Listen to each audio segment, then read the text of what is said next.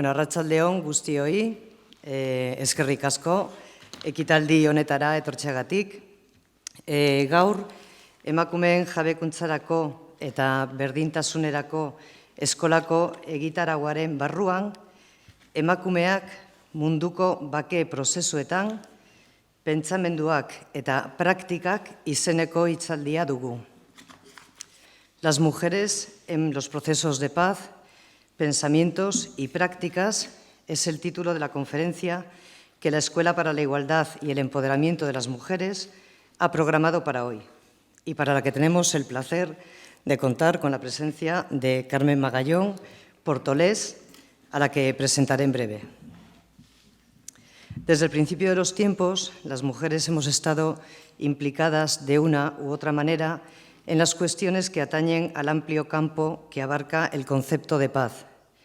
Existe una larga tradición histórica que es preciso visibilizar, como existe también un feminismo internacionalista opuesto a la guerra y a la violencia.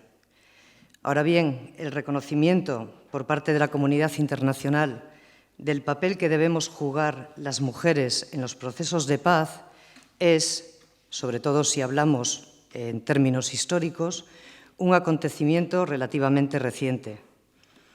Como la historia nos enseña, tampoco en este caso nos han regalado nada. Los vínculos existentes entre mujeres, paz, desarrollo, seguridad, han sido evidenciados por la lucha y la acción de las organizaciones de mujeres que han denunciado las consecuencias de los conflictos armados en sus vidas y reclamado su inclusión en los procesos de paz y reconstrucción posbélica. Sin remontarnos más atrás en el tiempo, desde finales del siglo XIX y a lo largo de todo el siglo XX, encontramos múltiples antecedentes que nos hablan de los pasos dados por ellas en la lucha por la igualdad, por la equidad y por el reconocimiento de sus derechos.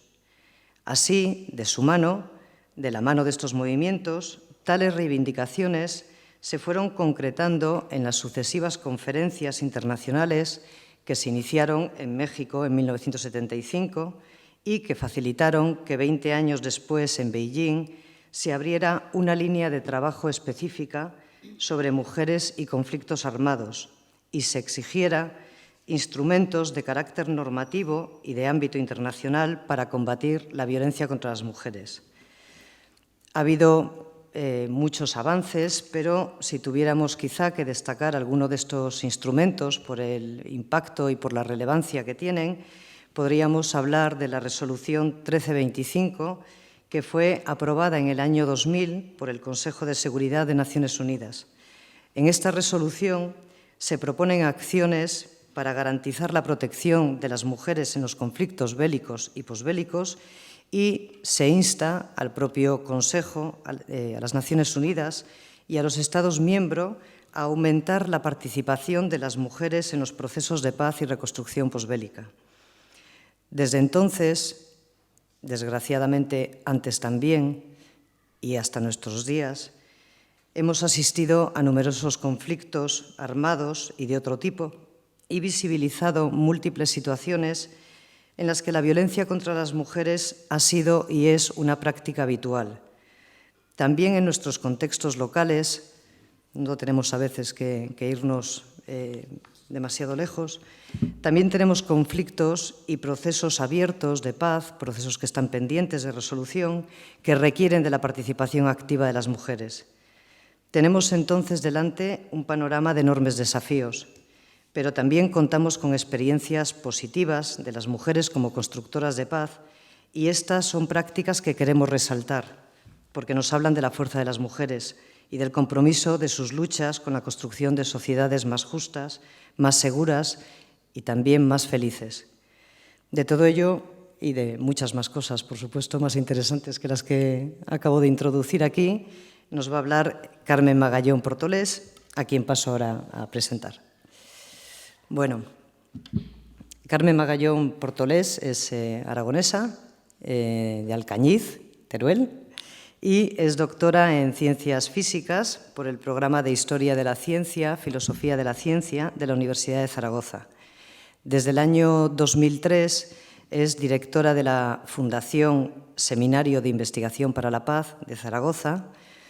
Es vicepresidenta también de la Asociación Española de Investigación para la Paz, AIPAZ, desde 2001, y es presidenta de la sección española de la Liga Internacional de Mujeres por la Paz y la Libertad, bueno, que tiene unas siglas y un desarrollo en inglés, pero como no es una lengua que domine en exceso, casi que mejor no lo pronuncio. Pero bueno, desde el año 2011. Tiene una trayectoria profesional muy amplia como catedrática de instituto, ha sido asesora técnica de formación del profesorado del Ministerio de Educación y Ciencia y profesora asociada en la Universidad de Zaragoza. Es miembro y fundadora, además, en 1993, del Seminario Interdisciplinar de Estudios de la Mujer y desde su fundación en el año 84 forma parte también del Seminario de Investigación para la Paz y del grupo editor de la revista En Pie de Paz. Bueno, toda una trayectoria que para muchas mujeres y para todas las organizaciones que estamos un poco trabajando en este empeño de construir un mundo más habitable para todas y para todos, pues han sido referentes fundamentales, ¿no? Es miembro también del Consejo Asesor Mujer y Ciencia, del Departamento de Ciencia y Tecnología de la Universidad del Gobierno de Aragón, miembro del Consejo Editorial del Diario Público. Bueno, tiene múltiples, en fin, menciones y demás, y publicaciones que en fin, que no, para el público interesado luego podemos pasar, pero ella ha desarrollado sus investigaciones fundamentalmente en los temas que conciernen a la historia de las mujeres en la ciencia, el análisis epistemológico del quehacer científico y las relaciones entre género, ciencia y cultura de paz. Entonces, Carmen ongi etorria, eskerrik asko, eta zure hitza. Bueno, pues gracias. Darle aquí, no, sí. Gracias, eskerrik asko, Gemma. No puedo decir ninguna otra frase, por esta presentación y gracias a las organizadoras por invitarme a este curso. Gracias a Reina Ruiz, con la que me he reencontrado después de bastantes años, porque ella colaboraba con la revista En Pie de Paz, una revista que funcionó desde el 86 al 2001, sin publicidad y sin subvenciones. Eso fue todo un reto, ¿no? Y también me he encontrado, gracias a Elo, que me ha acompañado en este tiempo hasta llegar hasta aquí. Llegar aquí me ha permitido encontrarme con personas queridas como Juanchu, como Gloria Guzmán, como Suriñe y Mayra, que acabo de conocer y que me han hecho un regalo de una tesina de mujeres colombianas a favor de la paz. Es decir, que estoy como en casa, ¿no? También otras compañeras Iranchu, sí, Yolanda, en fin. Bien, muchas de las cosas que voy a decir igual ya las habéis leído, pero voy a intentar introducir algunas cuestiones nuevas y sobre todo me gusta que esté enmarcado dentro de la Escuela de Empoderamiento, porque eso me ha permitido apoyarme en el concepto de empoderamiento, con lo cual he aprendido también, porque he buscado y he encontrado de gran interés la voz correspondiente del Diccionario de Acción Humanitaria y Cooperación al Desarrollo, que es un diccionario que edita EGOA, y esta voz está escrita por Clara Murguialday, Carlos Pérez de Armiño y Marien Eizaguirre. Entonces, ahí, de esa voz de dónde surge el concepto de empoderamiento y cuál es el contenido, he tomado que es el proceso por el cual las personas fortalecen sus capacidades, confianza, visión y protagonismo como grupo social para impulsar cambios positivos de las situaciones que viven. Entonces, voy a apoyarme en esto y voy a hacer un recorrido que incorpora algunas reflexiones filosóficas, algo de historia y algunas cuestiones más actuales. Bien, entonces, para fortalecer capacidades y confianza, que es una parte del empoderamiento, retomo la recreación de un pensamiento que a mí me gusta mucho, siempre parto casi de ello, que escribió Alexandra Bocchetti en un libro muy bonito que se llama Lo que quiere una mujer, y que dice, no hay acceso, esto es cita de ella, no hay acceso a la política a partir de lo que carecemos. En cambio, hay acceso a la política a partir de lo que tenemos. Y al no hay acceso a la política, yo añado, ni a la ciencia, ni a la economía, ni a la escritura, ni a la construcción de la paz. No hay acceso si no nos hacemos conscientes y partimos de lo que poseemos, en lugar de poner el énfasis en lo que carecemos. Y este pensamiento me parece que es en sí mismo empoderador y fundamental para proyectar algo nuevo en el mundo.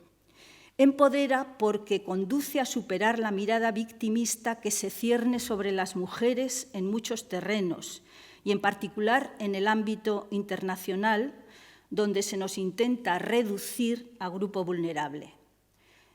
Todas sabemos que las noticias en torno a las mujeres en un conflicto armado generalmente están asociadas con mujeres víctimas, pero dejan de lado nuestras aportaciones, nuestra agencia y nuestra voz como sujeto colectivo. Entonces, esta primera cuestión de partir de lo que poseemos. Para fortalecer la visión, el segundo pensamiento proviene de la filósofa de la ciencia Sandra Harding, de la que aprendí mucho. Pude conocerla en la Universidad de Granada en 1994 y sobre todo leerla mucho, y que aquí apenas se conoce porque el primer libro suyo, que era un libro importante, La cuestión de la ciencia en el feminismo, no sé por qué se tradujo como La moral y la teoría, y además el contenido de la traducción pues, es bastante distorsionador de lo que ella dice. Pues bien, Sandra Harding, entre muchas cosas de las que incorpora en su pensamiento, habla de la importancia de pasar del problema de las mujeres al problema de la ciencia. Es decir, de la pregunta inicial nacida de la observación de la exclusión, del problema de las mujeres en la ciencia, pero también en la política, en la economía, que suscita interrogantes del tipo, ¿pero qué pasa con las mujeres? ¿Dónde están las mujeres? ¿Qué pocas mujeres hay aquí? ¿Qué ocurre con las mujeres? Pues ella propuso pasar al problema de la ciencia en el feminismo, es decir, pasar de problematizar a las mujeres a cuestionar la ciencia, a cuestionar la política, a cuestionar las instituciones, a cuestionar todo el sistema. Preguntarse, pues, cómo está construida esta ciencia, qué parcialidades oculta su supuesta neutralidad, qué pasa con la política, cómo se han construido las instituciones, qué pasa con el poder, cómo se ha institucionalizado y construido, con las exclusiones de quiénes y en defensa de qué intereses, etc. Por eso, la importancia de pasar de la cuestión de las mujeres a la cuestión de las instituciones o de la ciencia o del poder es un tránsito paradigmático que se puede aplicar a cualquier disciplina y, a mi entender, también a cualquier institución. Se puede expresar de manera resumida del siguiente modo. Para una eliminación radical de los sesgos de género, una propuesta fructífera, pensad que esto lo estoy relacionando con la parte del empoderamiento que hace referencia a la visión que podemos aportar las mujeres, una propuesta fructífera por su capacidad transformadora y proyección hacia el futuro es transitar del problema de las mujeres, paréntesis, en la ciencia, en la política, en la economía, en la disciplina o en la institución X, al problema de la ciencia, de la política, de la disciplina o de la institución X. Porque el problema no es de las mujeres, sino del saber, el conocimiento y de las instituciones tal como han sido construidas. Yo creo que eso tiene una potencialidad. Cuando en vez de cuestionarnos a nosotras, tratamos de apoyarnos en lo que poseemos y cuestionar el sistema, eso tiene una potencialidad grande. Y lo expresó también muy bellamente Bocchetti cuando escribió: y esto es una cita de Alexandra Bocchetti otra vez, nuestra hipótesis es tomar el silencio de las mujeres no como signo de su pobre lenguaje, sino como signo de la pobreza del lenguaje. Es decir, cuando las mujeres no hablan, pues tendemos a decir, ¿pero qué pasa? ¿Por qué no hablan? Bueno, vamos a ver en qué contexto estamos trabajando para que no puedan hablar o para que realmente no surja. Bien, y finalmente, de los 3 aspectos del empoderamiento, para fortalecer el protagonismo como grupo social e impulsar cambios en los lugares de vida, lo que propongo es insertarnos en una tradición. Insertarnos en una tradición. También apoyándome en una imagen que se usa en la ciencia se dice cualquier investigador, cualquier investigadora que se pone a trabajar en un campo puede llegar muy lejos porque está apoyada sobre hombros de gigantes. Quiere decir que te apoyas en el conocimiento del pasado. Esos gigantes te permiten ya no partir de cero, sino partir de lo que se ha conocido a lo largo de los siglos. Bien, pues en el caso de las mujeres que hemos optado por trabajar a favor de la paz, también tenemos apoyos que nos sostienen, gigantes y gigantas. Y ser conscientes de tener un pasado, ser conscientes de tener predecesoras que pensaron y actuaron antes ante los mismos problemas, tomar conciencia de ello, nos permite empoderarnos para pensar y actuar hoy. Esos apoyos, esas gigantas, están hechos de pensamiento y de acción, conformados por mujeres individuales, pensadoras. Es que tenemos que rescatar el pensamiento porque hay mucho que han escrito, pues Virginia Woolf, 3 Guineas es fundamental, desde luego, figuras políticas como Rosa Luxemburgo o Petra Kelly, todo lo que han hecho mujeres premio Nobel. Sabemos que el Nobel más que han recibido más mujeres es el Premio Nobel de la Paz. Bien, y además de estas figuras individuales, también por grupos de mujeres que en todas las épocas de la historia han trabajado para construir paz a su alrededor. Esta es lo que podemos llamar la tradición del feminismo pacifista. Pues bien, ser conscientes de esta tradición, insertarnos en ella de un modo explícito o simbólico, también es una fuente de empoderamiento. Sabemos que la relación entre feminismo y pacifismo ha sido problemática porque se ha negado en muchas ocasiones debido a que, como se nos atribuía a las mujeres un pacifismo considerado como natural o innato, la tendencia reactiva era a negarlo, ¿no? Nosotras también somos capaces de violencia, nosotras también tenemos capacidad para ejercer y utilizar las armas, etcétera. Pero bien, la reflexión es que tanto el asumirlo acríticamente como el negarlo, pues es una reacción que no nos permite ser libres. Es decir, se trata de ver nuestro pasado, analizarlo y de una manera libre, pues insertarte en una tradición u otra. Bien, pues lo anterior, digamos, los 3 puntos, me parece a mí que configuran un sistema de referencia a partir de lo que poseemos, que es una experiencia personal y grupal, y tener una visión de un paradigma crítico de lo instituido existente, un paradigma crítico del saber y las instituciones, pues puede proyectar nuevas formas y aproximaciones de ver y transformar el mundo. En realidad tenemos una gran capacidad, porque incluso cuando nos adentramos en investigaciones en cualquier campo, lo cierto es que tener una experiencia, los problemas no son en abstracto y en general, sino que cada problema está ligado a una experiencia grupal.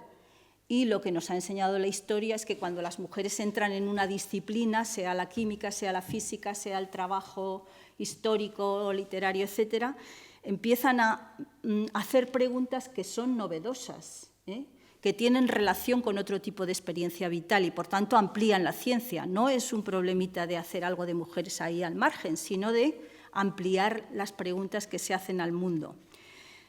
Bueno, pues cada persona, cada mujer, en este caso, puede hacerse consciente de lo que posee y de la tradición crítica en la que elige insertarse, y para construir la paz, algunas nos insertamos en la tradición del feminismo pacifista que nació a principios del siglo XX, en 1915.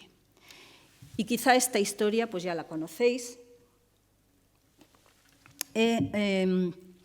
Hacer referencia a la Liga Internacional de Mujeres por la Paz y la Libertad, que efectivamente hace un par de años, pues otra compañera, Manuela Mesa y yo, decidimos ir al congreso que había en Costa Rica y solicitar la entrada.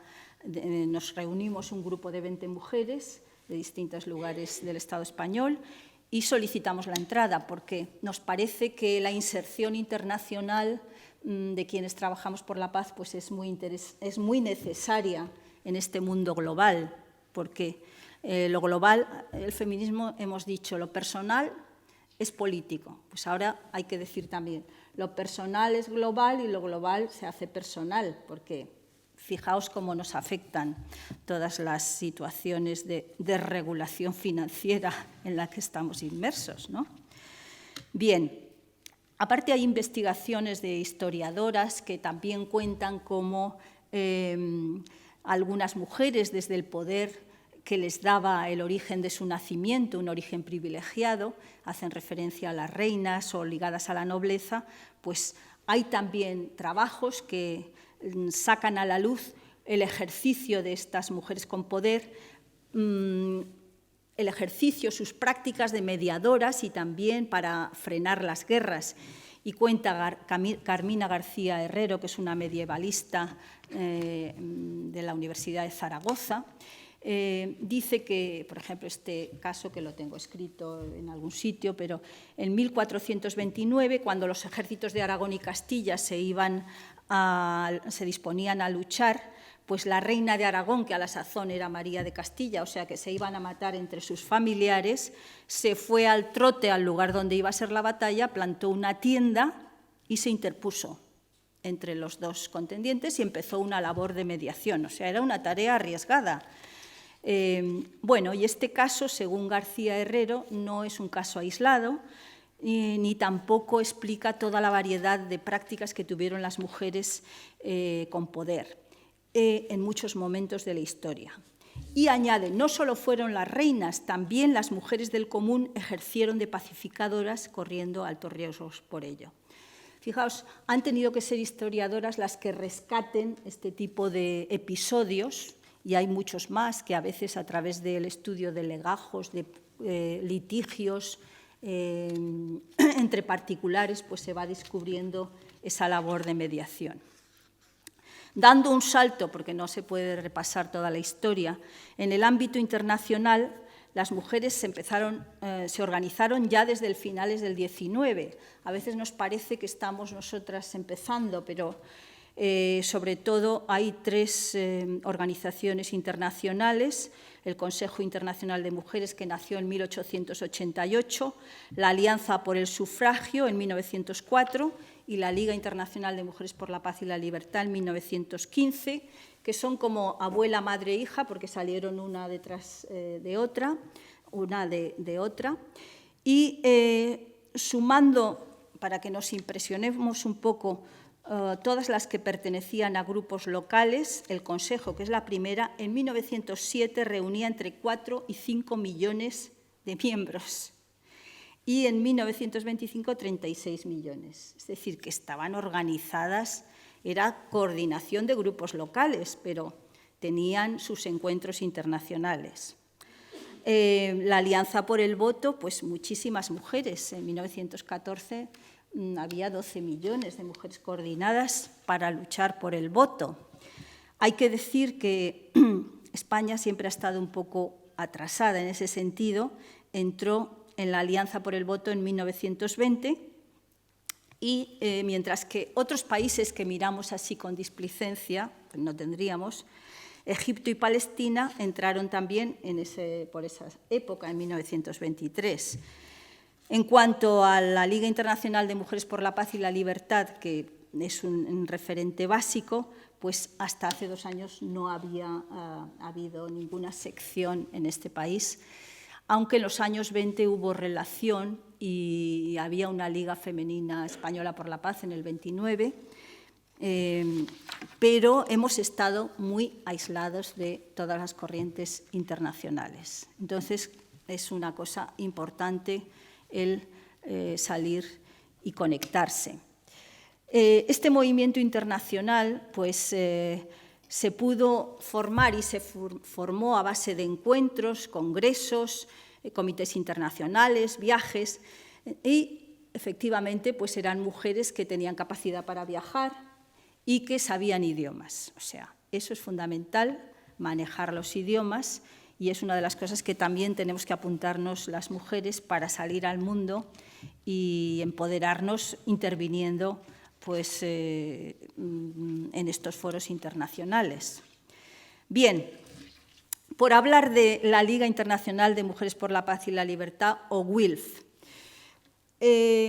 Una de las iniciativas más importantes y destacadas en este proceso de las mujeres de construcción de paz se da en lo que fue el primer Congreso Internacional de Mujeres, que es un hito histórico porque se reunieron mujeres en plena Primera Guerra Mundial, 1915, en La Haya, 1.136 mujeres. Así, sabemos claramente porque dentro de 2 años vamos a hacer un congreso en La Haya de 1.136. El congreso será de ese número, aunque luego habrá una conferencia abierta para que haya más, pero serán estas mujeres. Bien.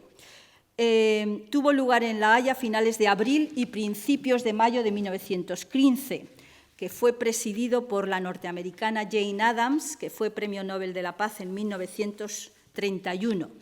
Y había este millar de mujeres, eran representantes de 150 organizaciones de 12 países, tanto beligerantes, de los que estaban en guerra, como neutrales. Y a partir del Congreso sacan 20 resoluciones en contra de la guerra y hacen un llamamiento a la mediación y a la necesidad de que haya organismos de arbitraje internacionales para que los conflictos de intereses no tengan que terminar en la violencia. Allí había mujeres de todas las tendencias, según Mary Nash, que también ha estudiado el tema. Había laboristas británicas, sufragistas y sindicalistas de distintos países, mujeres tan diversas como trabajadoras de las trabajadoras agrícolas de Hungría, la Liga para la Protección de los Intereses de los Niños de Holanda o la Asociación de Mujeres Abogadas de Estados Unidos. Bien, hacen este llamamiento a la conciliación y al arbitraje y es interesante también constatar cómo estos movimientos internacionales, y este en concreto por la paz, está muy liderado, digamos, por mujeres que fueron pioneras en sus campos profesionales. Por citar algunas, pues fue anfitriona Leta Jacobs, que fue la primera doctora en medicina de Holanda. Asistió al Congreso Emily Greenwald, que en 1930 era catedrática de Economía en Wellesley College, que es uno de los colleges o universidades solo de mujeres que todavía existen en los Estados Unidos. Hay que decir que su compromiso con la paz a esta señora le valió, se jugó su puesto, o sea, no en esta primera guerra, pero al acabar la guerra la eliminaron y ella, bueno, siguió trabajando. También la primera jueza de Alemania, Anita Augsburg, la sindicalista feminista de Baviera, Lida Gustava Heimann, la sufragista y pacifista húngara Rosika Svimer.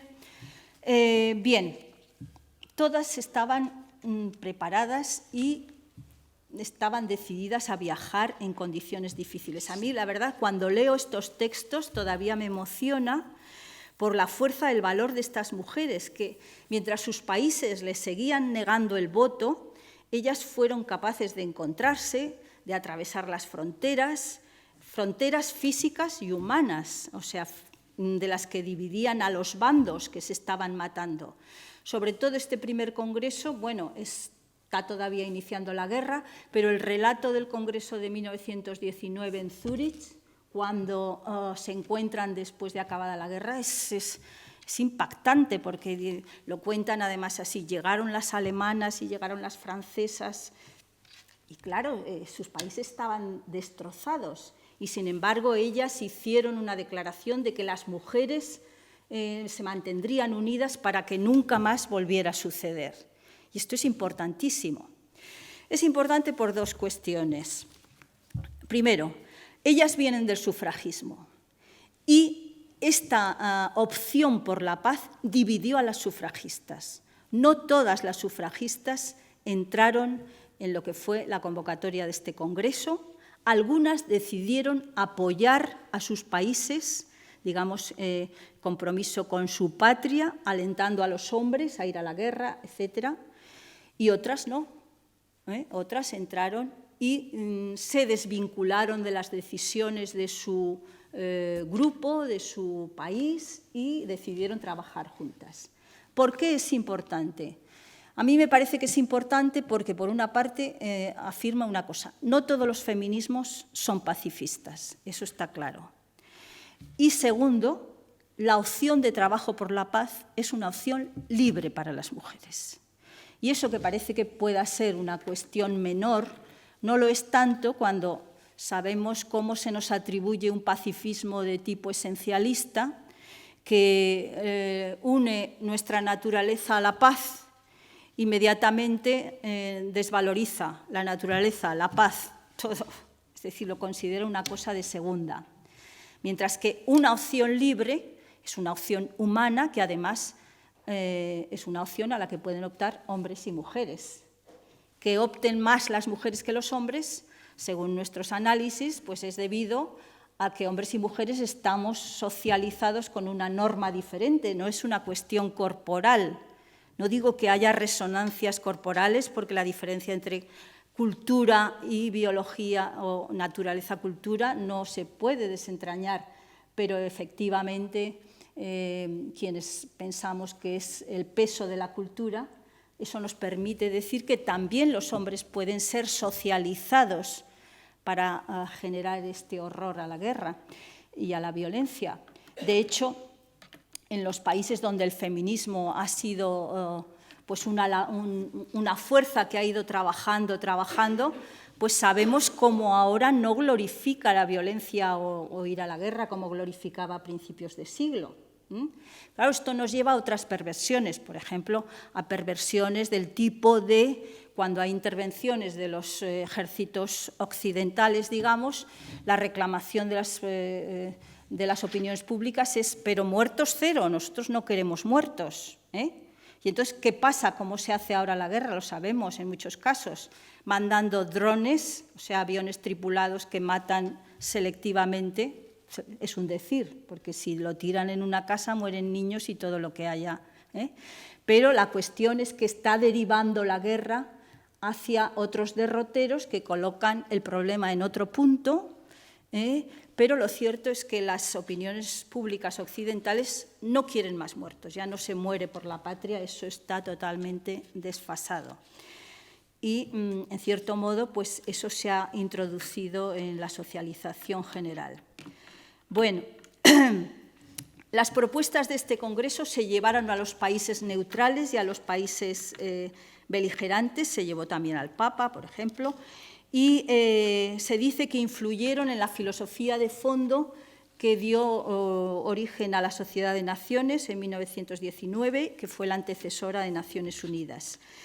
Y esta es la organización que va a ser pronto centenaria, en 2015, y una organización a la que pertenecieron, pues además de estas dos Nobel de la Paz que he citado, pues otra Nobel de la Paz, Alva Myrdal, Elise Goulding, o, por ejemplo, Coretta Scott King, muchas mujeres que han trabajado por la paz en este tiempo. Bueno, en su primera declaración de objetivos decía que aspiraba a unir mujeres de cualquier país que se opongan a toda clase de guerras, explotación y opresión, que trabajen por el desarme universal y la solución de los conflictos mediante el reconocimiento de la solidaridad humana, la conciliación, el arbitraje, la cooperación mundial y el establecimiento de la justicia social, política y económica, sin distinción de sexo, raza, clase o credo. Son debates realmente, algunos son muy actuales. Yo he leído, por ejemplo, cuando invitaron a una científica española, bueno, de las islas, Margarita Comas-Camps, una de las primeras que estudió cuestiones de genética, le invitaron al Congreso de Checoslovaquia en el 37 para que explicara qué pasaba en la Guerra de España. Pues el debate que hay en esos momentos es muy parecido a lo de si intervenir o no intervenir. O sea, la diferencia entre neutralidad e intervención, la diferencia entre apoyar a un gobierno instituido o a los rebeldes, etcétera. Es un debate que todavía tenemos hoy que hacer cuando sucede pues, lo que está sucediendo en Siria o así, ¿no? Esta organización, pues, y este momento, pues, digamos que es instaurador de la tradición, que personalmente pues, he llamado feminismo internacionalista pacifista, y que está muy vinculado a Naciones Unidas, ha intervenido en la organización de todas las conferencias de mujeres, desde México hasta Pekín. Hoy está extendida en 40 países, mantiene oficinas en Ginebra, Nueva York y tiene varios programas, uno de desarme, otro sobre derechos humanos en Ginebra, otro sobre mujeres, paz y seguridad, y formó parte de la coalición internacional que presionó, porque ahora hay muchas organizaciones internacionales de mujeres, pero que presionaron para lograr la resolución 1325 que antes mencionaba Gemma. Bien. Hablemos de procesos de paz. Damos un pequeño salto. Bueno, tengo que decir que WILF es una organización donde pues, hay mujeres asiáticas, japonesas también muchas por la cuestión de la bomba, africanas también, pero por primera vez tiene una presidenta que es de Costa Rica y que habla español. Eso ha sido maravilloso porque uno de los problemas de nuestra sección es que muchas mujeres no manejan el inglés y entonces todo nos viene en inglés y Adilia Caravaca, abogada feminista de Costa Rica, pues es hoy la presidenta. Hablemos de procesos de paz. Sabéis que la Escuela de Cultura de Pau de Barcelona pues, edita todos los años un anuario de procesos de paz. El de 2013 ya está en la red y se puede leer. Pero voy a tomar solo algunas cosas. Vicens Fisas, que es el director de la escuela y el que escribe, apoyado en el trabajo de su equipo, pues dice que lo que vulgarmente denominamos proceso de paz, en realidad no es otra cosa que un proceso para finalizar con la violencia y la lucha armada. Eso es lo que entendemos general o se entiende.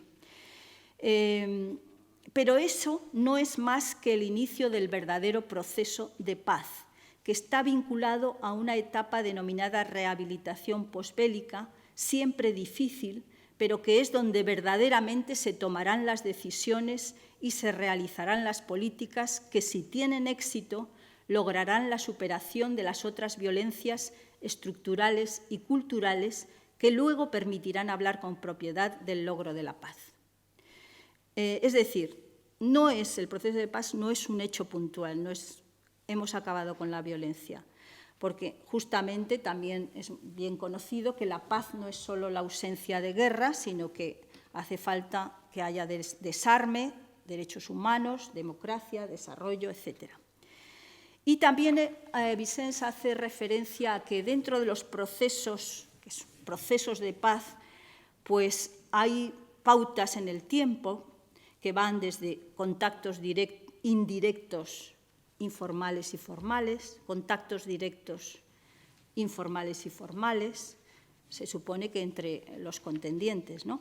Exploraciones informales y formales, diálogos informales y formales, negociaciones formales y proceso formal. Es decir, toda una serie de momentos que nos pueden, la delimitación de estos momentos nos pueden hacer pensar dónde intervienen las mujeres que en muchos casos intervienen a través de procesos informales, pero que son muy importantes para que avance en esta sucesión de fases, ¿no?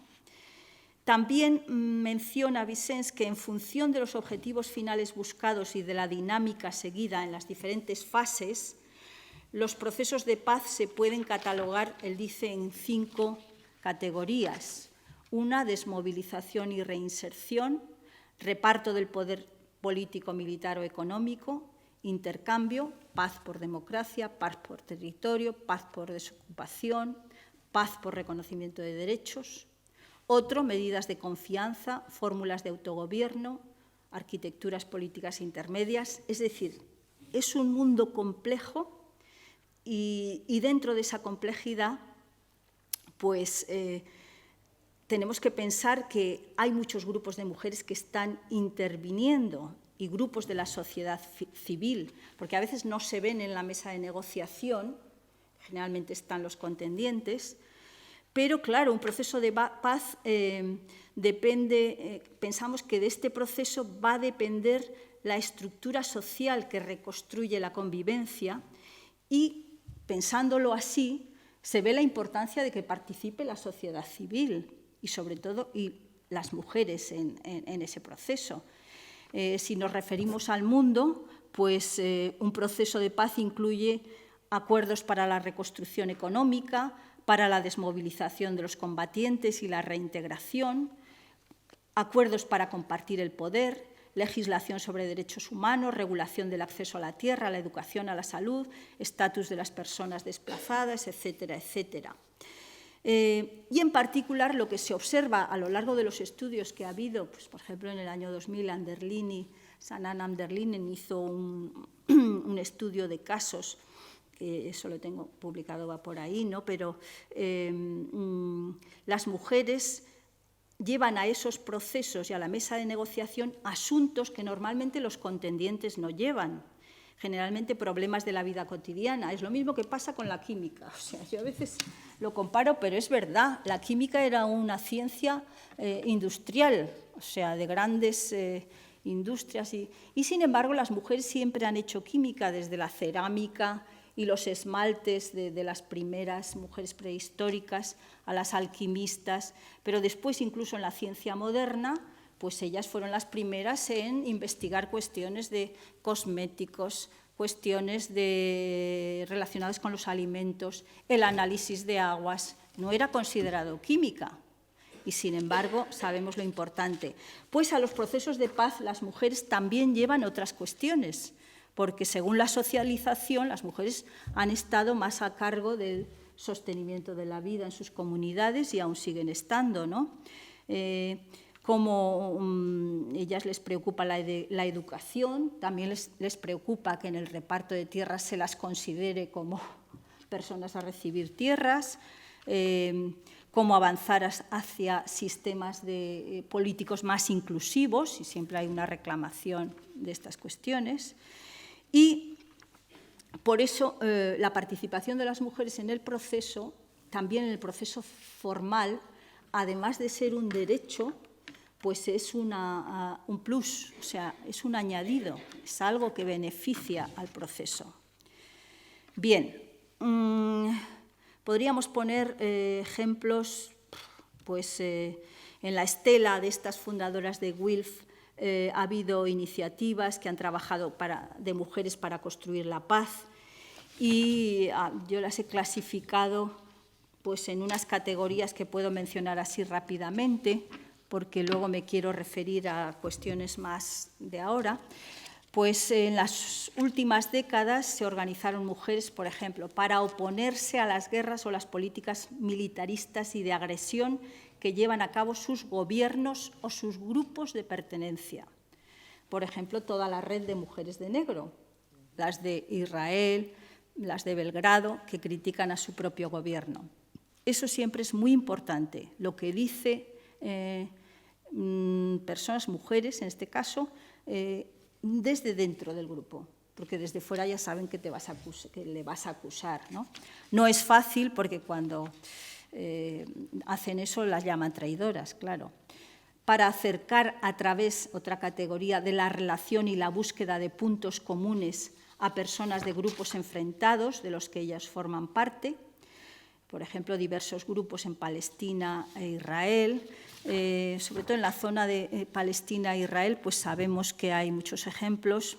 Yo lo que os recomendaría es un vídeo que hizo la TV3 en 2010, que así son 2 vídeos, que en el primero analizan, son 2 vídeos, se llaman Mujeres Constructoras de Paz. Aquí ya sé que también tenéis el de Mariposas, ¿no? Que es un vídeo que me vais a pasar, porque también recoge testimonios de mujeres, ¿no?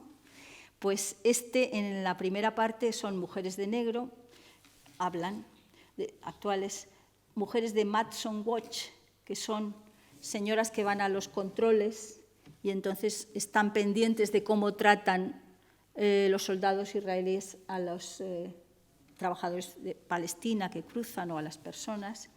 Coalición de Mujeres por una Paz Justa, ese es en el primero. Y en la segunda parte introducen, este es un grupo muy interesante que se llama New Profile, que son jóvenes, mujeres jóvenes que se niegan a ir al servicio militar. Entonces ya sabéis que allí es obligatorio para las mujeres.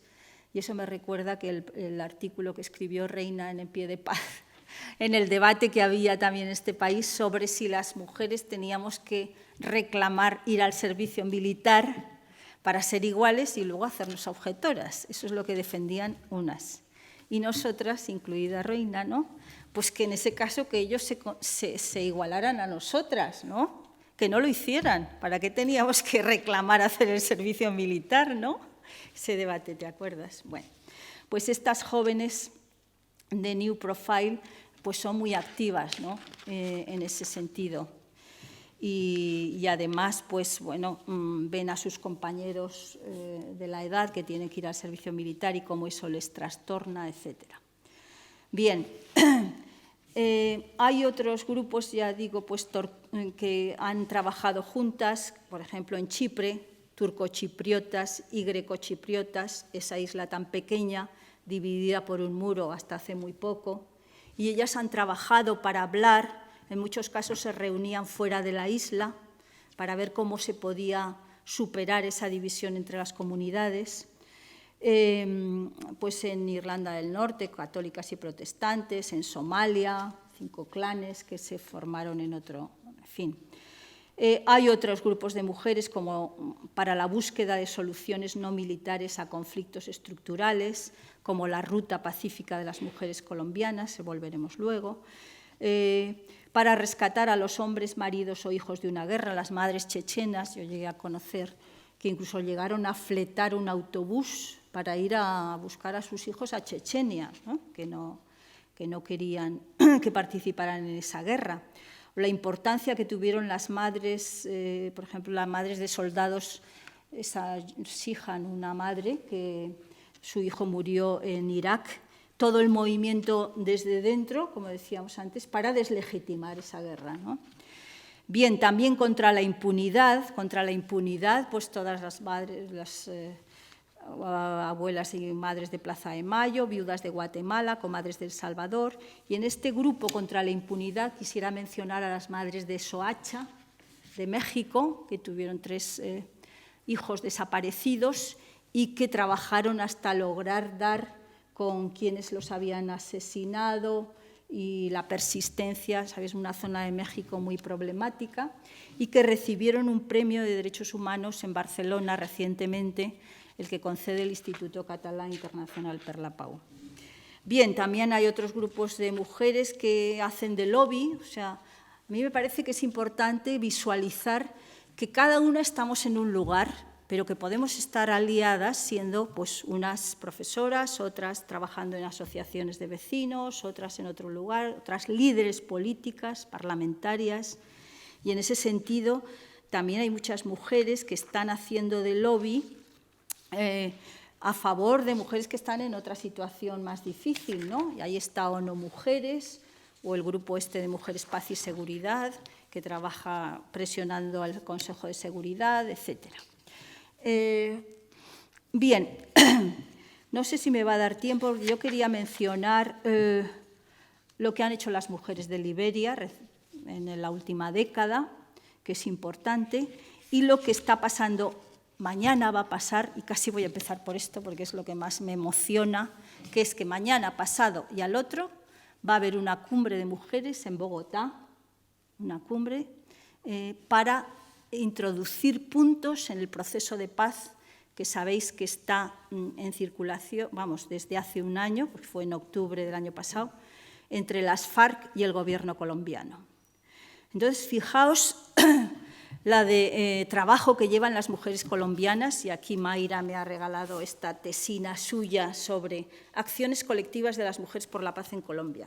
Pues fijaos, muchísimo, bueno, lo que pone aquí y lo que sabemos, que tienen cantidad de iniciativas y, sin embargo, en los procesos ya formales de negociación, pues ellas no les estaban preguntando. Entonces, bueno, hace una semana pues, me llamaron para invitarme y estoy contenta de que las mujeres colombianas pensaran en mí, que lo propusieron a la Agencia Española de Cooperación, y yo, por respetar estar aquí, pues no fui, pero hay otra compañera, Manuela, y ellas han decidido pues, organizar esta cumbre para introducir puntos. Y os voy a contar, por si luego no me da tiempo, porque esto me parece importante. Es decir, no nos han preguntado, allí están las FARC y están el Gobierno. Dentro de las FARC, fijaos que hay bastantes mujeres, pero en la negociación tampoco están.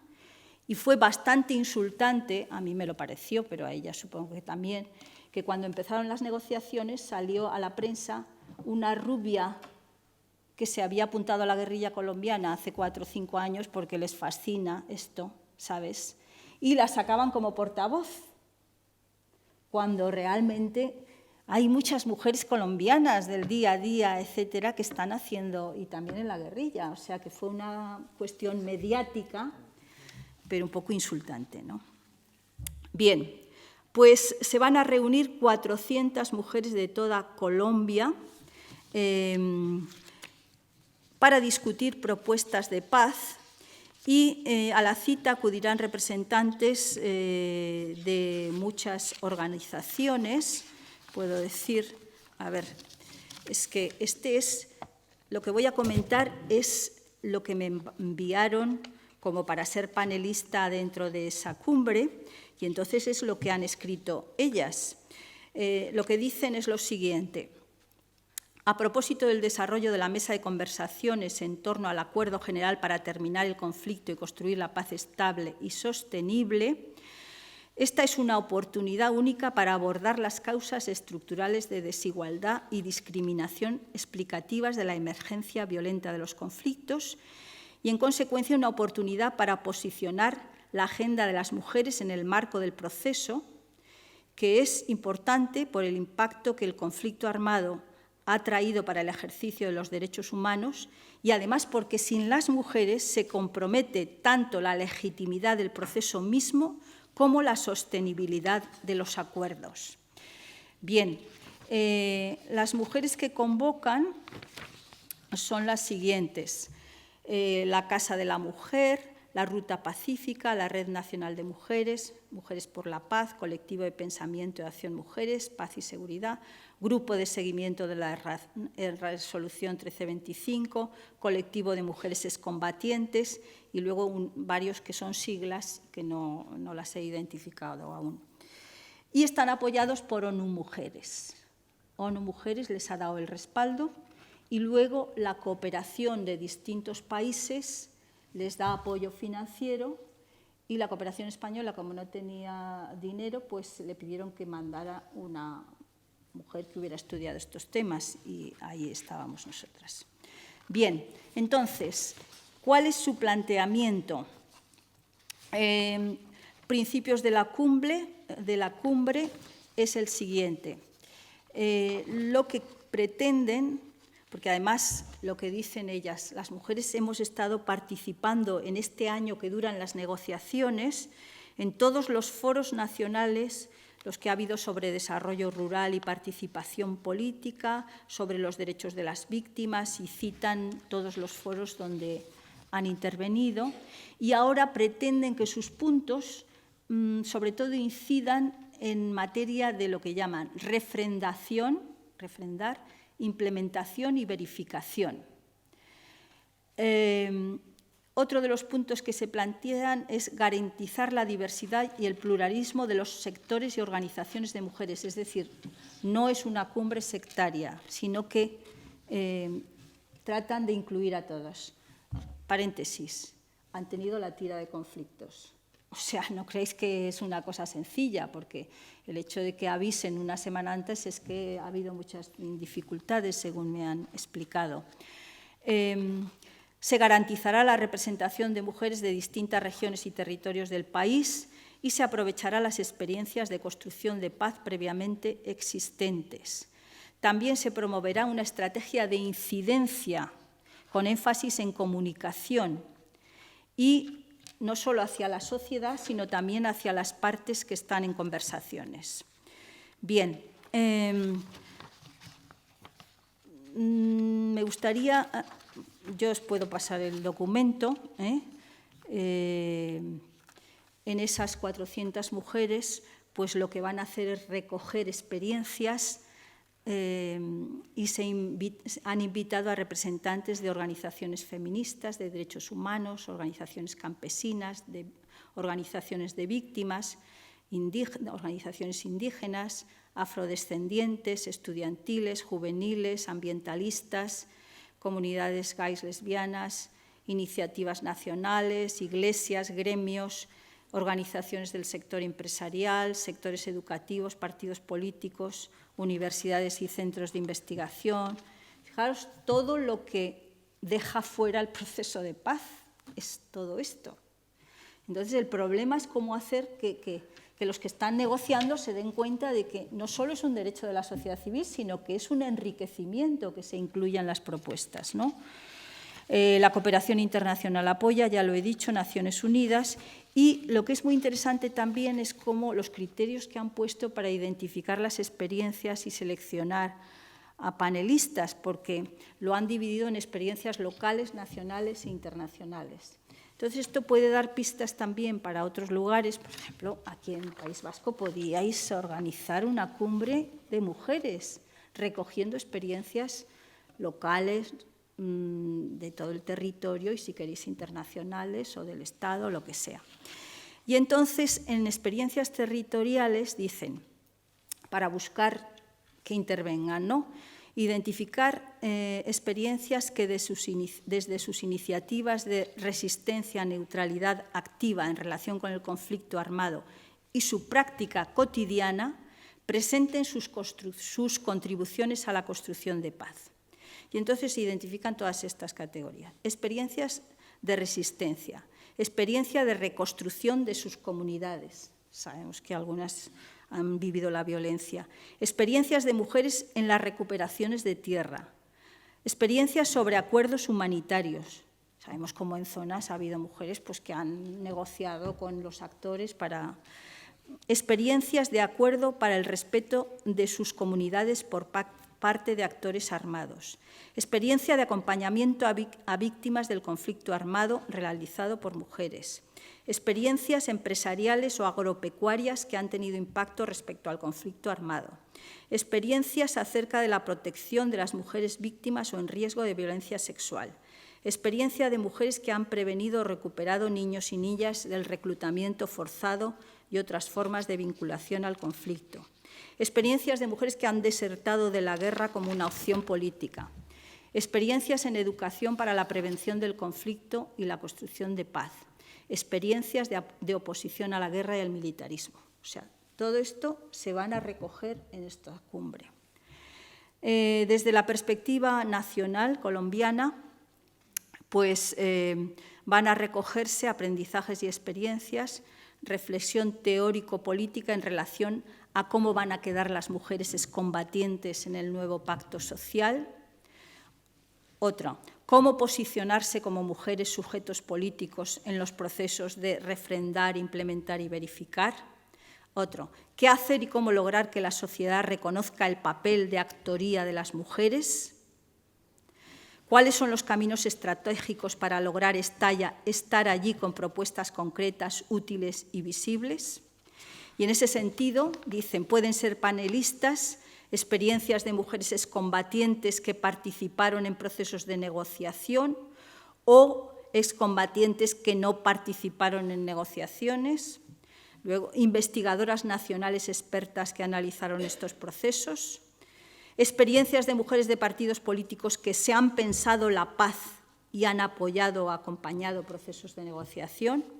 Organizaciones de mujeres que han incidido desde fuera en procesos de paz. Y finalmente, dentro de lo que van a recoger, experiencias internacionales, pues han invitado a mujeres excombatientes que participaron en procesos de negociación, o sea, fuera de Colombia, o que no participaron en procesos de negociación, pero pertenecieron a organizaciones armadas, investigadoras expertas que analizaron estos procesos, experiencias de mujeres de partidos políticos que se han pensado la paz, lo mismo que antes, y organizaciones de mujeres que han incidido desde afuera en procesos de paz. Entonces, como veis, es una propuesta muy interesante, muy pensada, y estaremos muy pendientes de lo que salga para poder darlo a conocer. Y realmente esta también es un poco una iniciativa como la de 1915. Nadie les había preguntado a las mujeres qué tenían que decir sobre la Primera Guerra Mundial, y ellas, y ese es un rasgo del feminismo internacionalista, que considera que no solo reclamar derechos, quiero votar, quiero ir a la universidad, sino que la política de las mujeres es la política, o sea, todo. Es decir, decidir sobre la guerra y la paz también. Y no hace falta que me pregunten, yo me constituyo como sujeto y voy a plantear una serie de puntos, que es lo que están haciendo estas mujeres. O sea, que yo os invito pues, a hacer seguimiento de lo que va a salir de aquí y que, bueno, pues en la medida en que pueda servir para otros contextos o poder iluminar, porque con la fuerza de organizaciones de mujeres, hoy lo hablábamos con Elo, ¿no? Una fuerza asociativa, aunque en otro contexto muy distinto, pues estaría muy bien que las mujeres en Euskadi pues tuvieran una palabra también respecto a cómo proceder en ese encuentro social que plantea el plan de convivencia y que me ha pasado, que también me han pasado las organizadoras, el plan que hay ahora mismo en este país, ¿no?, para el encuentro social, que es una fórmula, me parece que está bien, para eludir, pues, herir a nadie, ¿no?, pero que tal vez es un poco abstracto, que necesitaría una perspectiva más, una perspectiva de género, porque no hay nada, ¿no? Y entonces, pues eso es un reto que está sobre la mesa y bueno, pues ahí estamos. Con todo este aprendizaje no he mencionado lo de Liberia, pero es que ya no quiero seguir porque es muy largo. Muchas gracias por la atención.